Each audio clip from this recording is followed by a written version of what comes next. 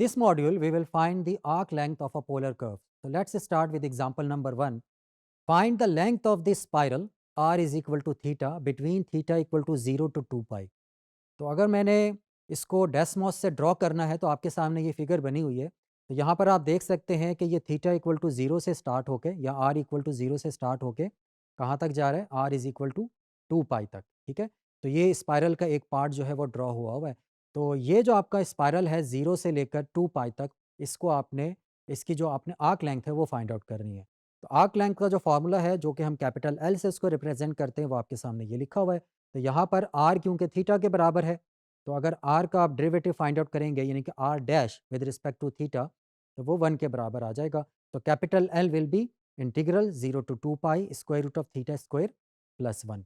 Now अब हमारा task ये है कि इस डेफिनेट इंटीग्रल को आपने कैलकुलेट करना है। तो उसको कैलकुलेट करने के लिए आपको यहाँ पर सब्सटीट्यूशन मेथड यानी ट्रिग्नोमेट्रिक सब्सटीट्यूशन का सहारा लेना पड़ेगा।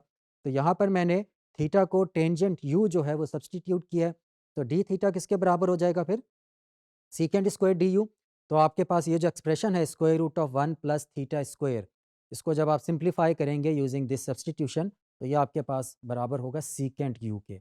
सो इंटीग्रल जो है आपका इंटीग्रल ऑफ सीकेंट क्यूब इसमें कन्वर्ट हो जाएगा। अब सीकेंट क्यूब का जो इंटीग्रल है इसको आप दो तरीक़ों से कर सकते हैं, इंटीग्रेशन बाय पार्ट से भी कर सकते हैं या जो रिडक्शन फार्मूला आप लोगों ने पढ़ा हुआ है उसको भी आप यूज़ कर सकते हैं।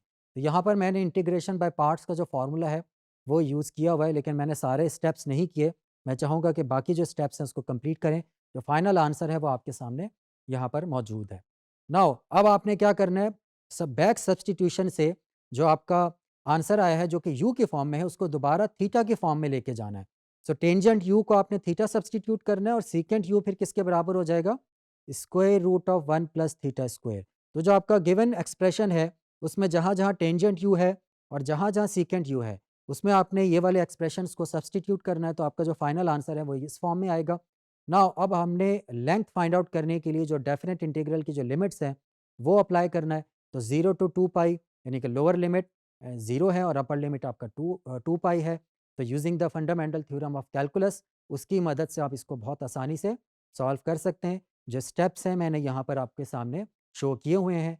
तो यहाँ पर जब आप इसको सॉल्व करेंगे तो आपका जो फाइनल आंसर आएगा which is 21.26 units. So this is our required arc length.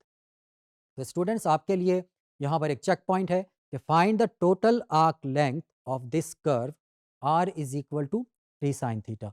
ज़ाहिर है ये एक सर्कल होता है जैसे कि यहाँ पर आपको फिगर में भी शो हो रहा है। तो यहाँ पर मैंने कुछ हिंट्स आप लोगों को दिए हुए, तो इन हिंट्स को यूज़ करते हुए आप इसको सॉल्व करें।